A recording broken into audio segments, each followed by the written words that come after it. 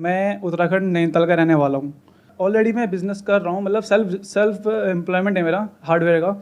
But मेरे मतलब मैंने सोचा था एक बिज़नेस, वो बिज़नेस ये था कि बुरास का फूल होता है, वो होता है उत्तराखंड में 3 से 4 हज़ार की फीट की ऊंचाई पे मिलता है।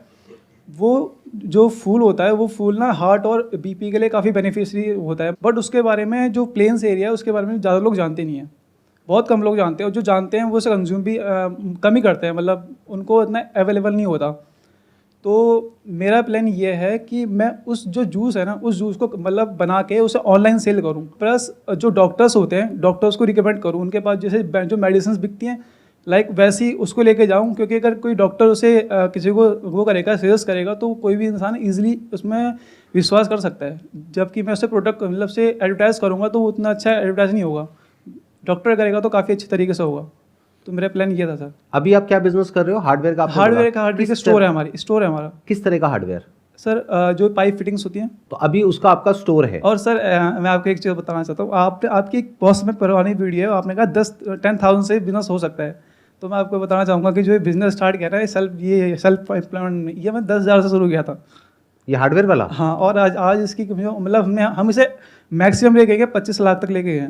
10,000 से आपने स्टार्ट किया था? जी, तो 10,000 से कैसे स्टार्ट कर दिया? क्योंकि दुकान खोलने के लिए आपको रेंट चाहिए। मैं बुराड़ी से बिलोंग करता हूँ, मतलब यहाँ बुराड़ी में रहता हूँ मैं, दिल्ली में। हाँ। तो वहाँ पर जो किराया है वो 3 to 4 ऐसे है। तो जो मेरे मामा है यहीं पर है, चाड़ी बाजार में, पहले उनकी दुकान थी हार्डवेयर उसकी होलसेल की। तो वहाँ से मैंने माल को उनसे बोरो किया, मतलब उधार पे लिया, और यहाँ अपनी दुकान पे रखा। बाकी मैं और मेरा भाई हम दोनों साथ मिले काम करते हैं अभी भी। तो हमने क्या किया, तो हम ना जैसे कोई कस्टमर आता था जो उसे सामान चाहिए होता तो हम हमारे लिंक थे, तो हम उनका सामान प्रोवाइड करा देते उनको मतलब होम डिलीवरी देके। तो आपने एग्जैक्टली क्या किया, मेरे को थोड़ा समझाइए। मेरे को इस बिजनेस में ज़्यादा इंटरेस्ट आ रहा है कि ये आपने एक दुकान ली, 3,000 रेंट था उसका, 3,000 रुपये महीना रेंट, मतलब छोटी सी दुकान जी। ऐसी क्या लोकेशन में खास बात थी उस दुकान की कि वो दुकान चली? क्योंकि वहाँ कोई आसपास कोई दुकान नहीं थी उसकी, हमने रिसर्च की थी। तो 3,000 की आपने दुकान ली, और जो माल है वो अपने एक रिलेटिव से ले लिया जी, मामा जी, और वहां से मामा जी से ले लिया, और वो माल आ गया आपके पास में, वो रखा, वहां से आपने शुरू किया जी। इसका मतलब इस काम में मार्जिन अच्छा खासा है, 30-40% का मार्जिन होगा अलग अलग आइटम में, एवरेज अगर पकड़ा जाए तो 30-40%। हाँ, इतना कह सकते हैं। ये बिजनेस अभी बढ़िया चल रहा है। तो एक बात बताओ मेरे भाई साहब कि जब ये बिजनेस अच्छा चल रहा है, हाँ, तो और इधर उधर दिमाग क्यों लगा रहे हो? क्यों ना एक और जगह पे कहीं पे एक दुकान खोली जाए जहां पे रेंट हो 20,000 रुपए, 30,000 रुपए, और बड़े लेवल पे इस बिजनेस को किया जाए, वहां पे 10 लाख रुपए का महीने का जनरेट किया जाए। सर बेसिकली बताऊं, मेरा इसमें इंटरेस्ट नहीं है इस बिजनेस में। क्यों? वजह? पैसे कम लगते हैं मुझे। पैसे कम लगते हैं? हाँ, तो वही तो मैं आपको आइडिया दे रहा हूं, इस बिजनेस से बहुत पैसा कमाया जा सकता है। यहां पर अगर आप दिल्ली एनसीआर में देखोगे, कई मार्केट्स हैं जहां पर बहुत बड़े बड़े हार्डवेयर फिटिंग्स के ऐसे स्टोर्स हैं, बिल्कुल है, और वो करोड़ों रुपए की टर्नओवर कर रहे हैं महीने की। बिल्कुल। तो पैसा तो बहुत है। और जो आप फूलों वाला आइडिया सोच रहे हो, हाँ, वो सुनने में बहुत आसान लग रहा है, सर मुझे पता है हार्ड करने में उतना ही मुश्किल है जी। आपने दो बातें करी, एक कि मैं डॉक्टर्स के पास में जाऊंगा, उनसे टाइप करूंगा। कोई भी डॉक्टर आपसे क्यों टाइप करेगा? सर क्योंकि प्रॉफिट मार्जिन जो भी अपना प्रोडक्ट बेचेगा उसमें उसके कुछ परसेंटेज होगा। आज तक आप किसी डॉक्टर के पास में गए नहीं, इसलिए ऐसी बातें कर रहे हो। जैसे ही आप किसी डॉक्टर के पास में जाओगे और ऐसी बातें करोगे, वो सबसे पहले आपसे पूछेगा इसका साइंटिफिक बेसिस क्या है, इस क्लेम का जो आप क्लेम कर रहे हो। तो doctor in majority of the cases ऐसी सब चीजों के ऊपर विश्वास ही नहीं करते।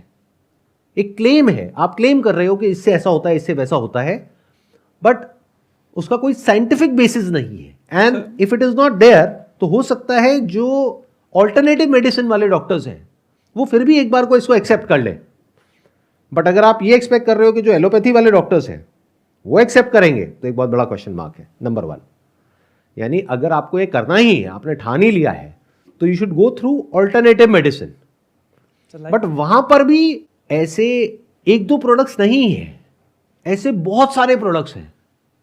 फॉर एग्जाम्पल आयुर्वेदा में ऐसे प्रोडक्ट्स जो कि कोलेस्ट्रॉल कम करते हैं या हार्ट के लिए अच्छे होते हैं, ऐसे 2-4 प्रोडक्ट्स नहीं है, ऐसे बहुत सारे प्रोडक्ट्स हैं।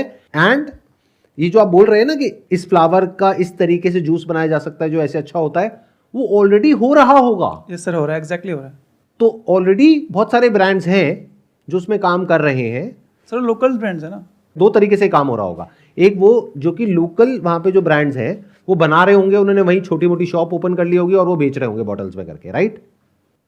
दूसरा क्या हो रहा होगा जो मैं बताता हूं आपको, क्योंकि इसकी मेडिसिनल वैल्यू है, अगर एक्चुअल में है तो। Yes sir. अगर नहीं है, सिर्फ कहानियां हैं, तो बात अलग है। अगर एक्चुअल में है तो बहुत सारी ऐसी फार्मा कंपनीज होंगी जो आयुर्वेदा में डील करती है, ऑल्टरनेटिव मेडिसिन में डील करती है, वो इसको ऑलरेडी क्रैक कर चुके होंगे। वो बात अलग है, आपको पता नहीं है। किसी आयुर्वेदिक मेडिसिन के स्टोर में जाओ, जाकर के बोलो कि मेरे को इस तरह का जूस चाहिए, अगर ये इफेक्टिव होगा तो बहुत सारे ब्रांड्स के जूसेस वहां पे आपको मिल जाएंगे।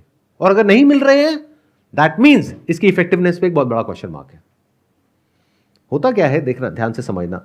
मैं एक बहुत मजेदार इंसाइट आप लोगों को बताता हूं।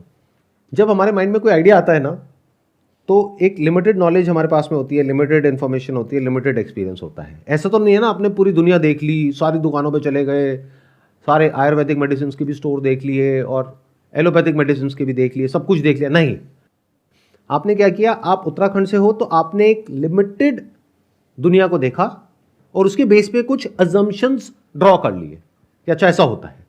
The moment you go in the market, तो आपको पता लगता है कि मैं अकेला नहीं हूं जो इस तरह से कुछ सोच रहा हूं। मेरे जैसे और बहुत सारे लोग हैं जो सोच करके ये कर चुके हैं और बहुत बड़े लेवल पे कर रहे हैं, यानी दे आर ऑलरेडी एस्टैब्लिश्ड। तो मुझे अब उनसे कॉम्पीट करना होगा, और उनसे कॉम्पीट करने के लिए मुझे बहुत पैसा चाहिएगा, क्योंकि उनके पास में ऑलरेडी बहुत पैसा है। तो वहां पे एक बहुत बड़ा क्वेश्चन मार्क लगेगा। प्लस एक ऐसी इंडस्ट्री को आपको समझना पड़ेगा, क्रैक करना पड़ेगा जीरो से, जो सुनने में बड़ा अच्छा लग रहा है कि भाई फूलों का जूस निकाला और वो पिया और वो अच्छा है हेल्थ के लिए, यहां तक तो ठीक है। But the moment you package it, तो उसकी एक एक्सपायरी डेट आ जाती है, उसमें बहुत सारे रूल्स एंड रेगुलेशंस आ जाते हैं। उसके अंदर आपको प्रिजर्वेटिव भी ऐड करना होगा, अगर लंबे टाइम के लिए उसको प्रिजर्व करना है। शेल्फ लाइफ अच्छी होनी चाहिए, उसकी मार्केटिंग भी चाहिए, पैकेजिंग भी चाहिए, मतलब बहुत कुछ चाहिए। प्रोडक्शन से लेकर के मार्केटिंग तक बहुत कुछ चाहिए, तब जाकर के शायद ये बिजनेस क्रैक होगा। And you are talking about entering into a space, इसको बेवरेज इंडस्ट्री बोलते हैं। हाँ। इसके दो तरीके हैं, एक है आप कंज्यूमर स्पेस में एंटर कर जाओ एज अ बेवरेज, उसको क्रैक करना is next to impossible with limited funding, which I am assuming कि आपके पास में लिमिटेड फंडिंग है, क्योंकि आपने बहुत छोटे लेवल से शुरुआत करी। तो आपके पास में ऐसा नहीं है कि 2-4 करोड़ रुपए पड़ा है कि डूब भी जाए तो फर्क नहीं पड़ता। मैं ठीक कह रहा हूं कि अगर आप इस बिजनेस को करोगे भी तो कितने पैसे से करोगे, 2 लाख 5 लाख, उससे कुछ नहीं होने वाला as far as consumer space is concerned. अब दूसरा स्पेस आता है मेडिसिन स्पेस, उसमें भी कहां जाना पड़ेगा, alternative medicine, not allopathic medicine. अब अगर आप ऑल्टरनेटिव मेडिसिन में जाते हो और वहां पर एक ब्रांड बनाने के बारे में सोच रहे हो, again it is very difficult to crack. और अगर ये इफेक्टिव होगा तो इसके बहुत सारे ब्रांड्स ऑलरेडी होंगे, अगर नहीं है तो there is a big question mark on that. बहुत बार क्या होता है, हमारे माइंड में एक आइडिया घूम रहा होता है और हमें ये लगता है कि हम पहले इंसान है दुनिया में जो ऐसा कुछ सोच रहा है। सर इससे मिलता जुलता जुलता ही मेरे उसमें मतलब वो था, मतलब कि प्लान था। वो प्लान ये था कि जो ये कह रहे हैं कि होटल्स कह रहे हैं ना, तो वही चीज़ हम ना ट्रैवलिंग के साथ कर सकते हैं। लाइक होटल है तो उनके साथ उनके जो मतलब जो वहाँ घूमते हैं, कोई जाएगा तो वो ऑब्वियसली बात है घूमेगा भी। तो नैनीताल के 30 किलोमीटर के दायरे में 8 पॉइंट आते हैं, नकुचताल भीमताल ऐसे करके 8 पॉइंट आते हैं। तो उसके वहाँ वो काफ़ी हैवी चार्जेस लेते हैं, तो उसी चार्जेस को हम कम करके अफोर्डेबल कर सकते हैं। वो भी मतलब प्लान थे मेरे, लेकिन वो मुझे इतना प्रैक्टिकल नहीं लगा तो मैंने उसे स्किप कर दिया, फिर मैं इस पर आ गया। एक बात कहूँ, बुरा तो नहीं मानोगे? जी सर। बोलूँ या नहीं बोलूँ? जब बोलिए, बिल्कुल सर। क्या होता है कि जब हम कोई काम करते हैं और उसमें हमें सक्सेस मिल जाती है, उसके बाद में हम ओवर कॉन्फिडेंट हो जाते हैं।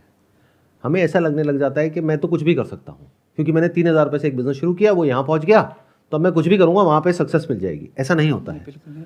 इसको आप चांस कहो या डेस्टिनी कहो कि आपने पहला बिजनेस किया और उस पहले बिजनेस में ही इतनी बड़ी सक्सेस आपको ऑलरेडी मिल चुकी है, तो उसकी वजह से क्या गड़बड़ हो रही है, you are getting overconfident. आपको ये लग रहा है कि अब मैं कुछ भी कर सकता हूँ किसी भी बिजनेस में, जबकि ऐसा होता नहीं है। नहीं, एक मिनट ध्यान से सुन लो, ध्यान से समझ लो।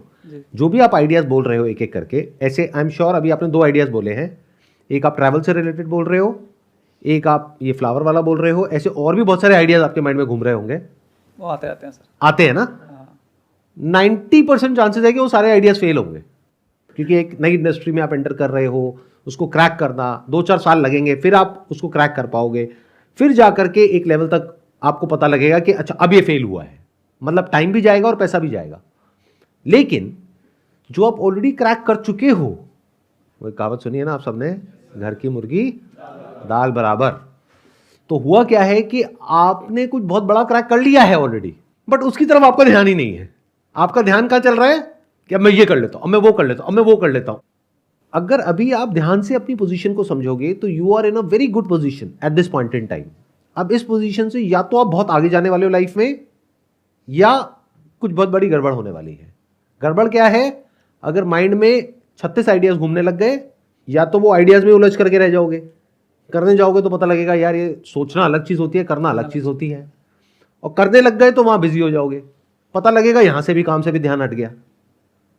Although he is your brother जिनके साथ में आप काम कर रहे हो, but at the end of the day you are partners in a business. तो जहां उनको नजर आया कि आपका तो ध्यान ही नहीं है इस बिजनेस पे, आपका तो ध्यान और जगह पे है, तो ये बिजनेस भी हाथ से जाने का डर है।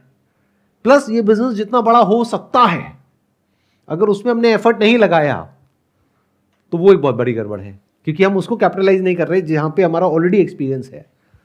मतलब ये मैं आपको बहुत एक्सपीरियंस के साथ बोल रहा हूं। अभी आपकी एज कितनी? 21 साल है, राइट? 22 साल है। ये बात अभी आपको समझ नहीं आएगी, मे बी जब 40, 45 साल, 50 साल हो जाएगी तब आपको ये मेरी बात समझ आएगी कि जब एक पर्टिकुलर चीज में हमको सक्सेस मिल जाती है तो उसको छोड़ा नहीं जाता है, उसको बिल्ड करना होता है। यानी वहां से कमाई भी हो रही है, सेल भी हो रही है, और सब कुछ सही चल रहा है, फिर क्या होता है, हम अपने कंफर्ट जोन में चले जाते हैं। हमें लगता है कि यार ये बिजनेस तो चल ही रहा है, चलो अब कुछ और सोचते हैं। This is a big mistake, क्योंकि वहां पर टाइम भी खराब होता है, पैसा भी खराब होता है। आइडियली करना क्या चाहिए? एक ऐसा बिजनेस जिसमें ट्रैक्शन आ चुका है उसको और बड़ा करने के बारे में सोचना चाहिए। तो क्या जो मैंने अभी कहा उससे कुछ समझ आया, कुछ क्लैरिटी आई आपको? हाँ क्या बताइए सर, जो जिसमें है उसी में ही रहना अच्छा है फिलहाल तो। क्या उसको बड़ा किया जा सकता है? ऑब्वियस सी बात है सर, लेकिन कितना? सर जिस पॉइंट ऑफ में अभी हम है ना, वहाँ से ऊपर उठना बहुत मुश्किल है। जितना अभी आए हैं ना, उससे जहाँ अभी आ रखे हैं अभी तक, वहाँ से ऊपर उठना काफ़ी मुश्किल है इस समय। ऐसा क्यों लग रहा है आपको? सर क्योंकि कंपटीशन बढ़ चुका है। एक बात बताओ कि ये जो हार्डवेयर फिटिंग्स है, हाँ इसकी डिमांड है या नहीं है? डिमांड है सर, कंस्ट्रक्शन की डिमांड हर समय रहती है, हमेशा रहेगी। ऑब्वियस सी बात। तो इट्स ऑल अबाउट कि जो आपने सीखा है 3 साल में, अगर उस तरीके से रिजल्ट नहीं मिल रहा है जो आप कह रहे हो कि अब आगे बढ़ना मुश्किल है, तो किसी अलग तरीके से देखो ना रिजल्ट कैसे मिल रहा है। प्लस ये आपकी इंडस्ट्री है तो आपके लिए सीखना बड़ा आसान है। अगर आज मैं इस इंडस्ट्री में आऊँगा तो मेरे लिए ये समझना बड़ा मुश्किल है। मेरे को 1-2 साल लग जाएंगे समझने में कि पूरा बिजनेस चलता कैसे है। क्या होता है ना, लाइफ में जो चीज़ हमारे पास होती है ना, वही हमसे सबसे दूर होती है। जैसे आंखें कभी खुद को नहीं देख सकती, आंखें पूरी दुनिया को देख सकती है लेकिन खुद को नहीं देख सकती। ऐसे ही जो हमारी सबसे बड़ी क्वालिटी है उसको हम खुद नहीं देख पाते।